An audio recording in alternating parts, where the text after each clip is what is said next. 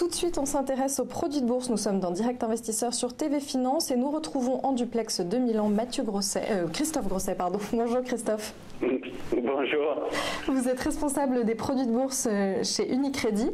Et donc on va faire un point sur les produits. Vous voulez commencer par les produits d'investissement destinés aux professionnels, c'est ça ? En fait, oui, depuis le début de l'année, donc on va effectivement regarder un peu ce qui s'est passé chez les professionnels, c'est-à-dire qu'on avait laissé le 2017 avec une relative stabilité, c'est-à-dire six dernières semaines de l'année 2017 où on a vu finalement les investisseurs institutionnels être relativement peu actifs sur le marché.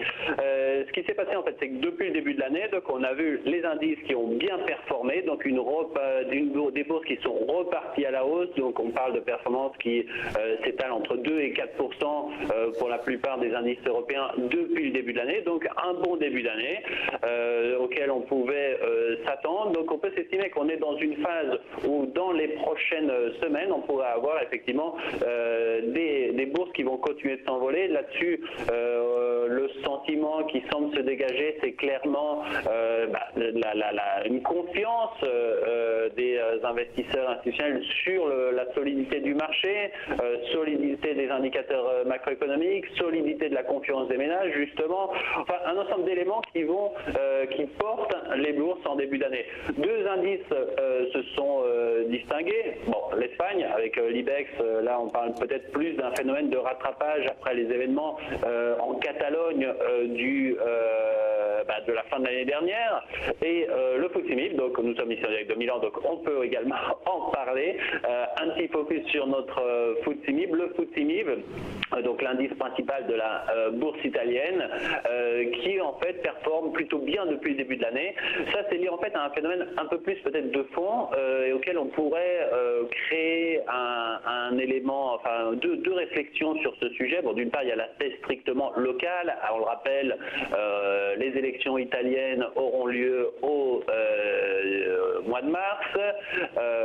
Il n'y a pas encore une clarté sur qui pourra le gagner. Ce qui semble, c'est que le vote populiste soit quand même peut-être moins favorablement placé pour remporter les élections. Donc ça a effectivement favorisé la bourse italienne. D'un autre côté, ce qu'on peut remarquer, c'est que les investisseurs institutionnels ont quand même continué à accumuler quelques protections sur le mois de mars, comme ils le faisaient l'année dernière. Et ce phénomène, depuis une semaine, s'est répliqué également sur l'Eurostoxx, donc l'indice des principales valeurs européennes. Donc en tant qu'investisseur particulier, on peut peut-être aller jouer quelques mouvements, investir sur quelques mouvements de court terme avec simplement des produits à levier, côté en bourse de Paris, ces fameux leverage et short qui nous permettent de multiplier simplement la performance quotidienne d'un indice, donc soit le FTSE MIB, on le rappelle, comme Unicredit, nous proposons le FTSE MIB x7 coté sur Euronext Paris, mais également peut-être l'Eurostoxx, donc l'Eurostoxx jusqu'à x8, donc là naturellement on a la possibilité de varier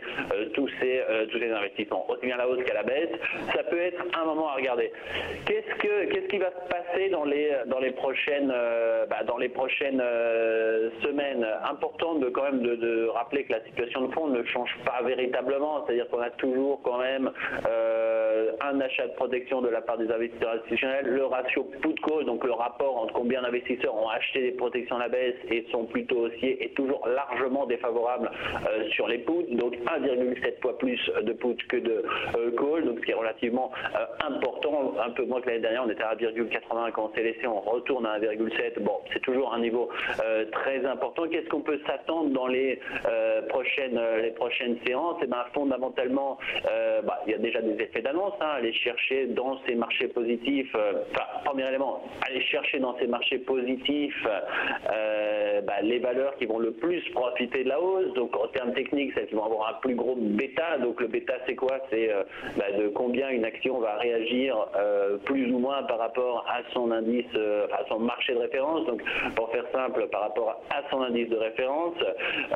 là si on veut rester sur le cas italien, on ira sur les banques, mais si on retourne sur notre cas français, également les banques. banques, donc Société Générale, BNP, Schneider, qui est effectivement souvent cité, peut-être dans une moindre mesure Saint-Gobain, qui peuvent être des valeurs qui vont, je dirais, si ce scénario venait à se réaliser, être positives. Et là encore, ça peut être des stratégies à aller jouer, à investir avec des produits de bourse. Naturellement, on utilisera dans ce cas-là, puisqu'on a des stratégies quand même de moyen terme, des turbos illimités ou des turbos limités baisse, donc ces produits qui me permettent d'investir sur la hausse d'une action dans le cas des turbo calls au-dessus d'un niveau prédéfini. Donc là, on vient en plus de remettre en début d'année plus de 600 produits pour être parfaitement alignés. Je le rappelle, chez Unicredit, on émet tous les jours, mais là, on en a vraiment remis une grosse émission sur le marché pour être bien prêt à vous accompagner dans vos investissements.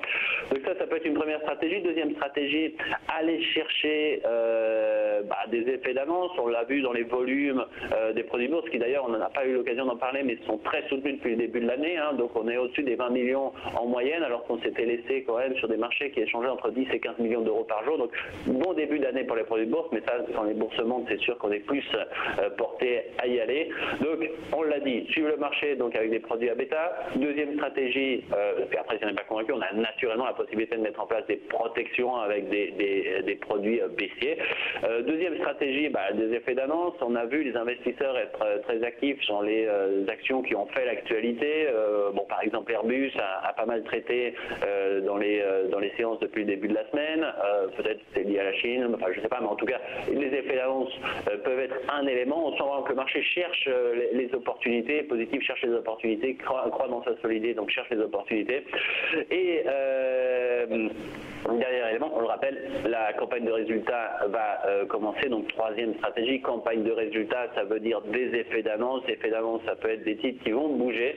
Alors là, on a fait plusieurs, et je vous engage effectivement à visiter notre nouveau site, donc bourse.unicredit.fr. On a fait pas mal de leçons d'apprentissage, de vidéos d'apprentissage là-dessus. Quand on va investir sur un effet d'annonce, on ne va pas attendre que l'annonce soit publiée, parce que de toute façon, à ce moment-là, déjà le marché a réagi. Deuxième élément, on ne va pas le faire non plus la veille, puisque le marché aura déjà anticipé en fait un mouvement, donc il faudrait vraiment un chiffre vraiment dissonant par rapport au réalisé, donc au chiffre publié, pour que à ce que ça va le marché, pour que ça bouge. Donc on va le faire 3-4 jours avant. Ça peut être le moment de commencer donc à se positionner sur les valeurs qui vont publier des résultats. La première qu'on attend, sur laquelle il y a peut-être un peu plus, on le voit là clairement dans les prises de position depuis le début de la semaine. La première sur lesquelles il y aura peut-être plus d'événements qui vont se jouer, c'est Carrefour. Donc Carrefour avait fait un profit warning il y a quelques temps. On attend le chiffre, donc c'est à voir.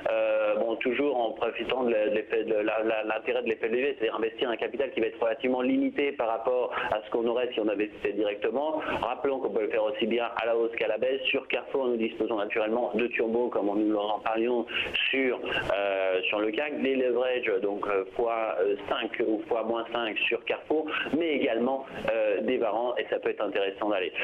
Deux dernières nouveautés, si on est plus dans une stratégie de trading, on viendrait mettre, et ça c'est peut-être pour nos investisseurs plus actifs sur les produits de bourse, on viendrait mettre sur les deux maturités, donc février et mars, donc relativement court terme, des produits donc avec, naturellement, là je suis en train de parler de varants, donc avec des différences entre les prix d'exercice de 25 points. Je pense que ça on va compléter. Il y a un émetteur qui avait commencé à le faire, on suit tout de suite, on est là avec des prix qui sont encore plus compétitifs, puis naturellement pour qui veut le faire avec des turbos, ça fait maintenant plus de 3 ans qu'on propose des échanges, des espaces de 25 fois. Donc ça c'est les stratégies. Je rappelle un produit qui peut être intéressant si on par contre on n'est pas convaincu par tous ces éléments, donc solidité du marché, effet d'annonce ou annonce de résultats. On pourra continuer à investir en utilisant en utilisant ces nouveaux produits qu'on a proposés en fin d'année dernière et qu'on avait annoncé ici même sur TV Finance, qui sont les stabilités, donc qui permettent effectivement d'être remboursés à 10 euros à condition que l'indice de référence, en l'occurrence le CAC, reste dans les deux niveaux donc prédéfinis. On en a plus de 220 côté en Bourse de Paris. Là, vous pouvez en retrouver une petite sélection. Échange février, par exemple, si le CAC reste en 5002 et 6 000, ce produit sera remboursé à 10 euros. Aujourd'hui, c'est quelque chose qui traite autour de 8 euros. Donc ça peut être intéressant de se fixer ses limites et effectivement d'aller d'investir sur la stabilité. Une petite exclusivité pour nos les personnes qui nous suivent sur TV Finance.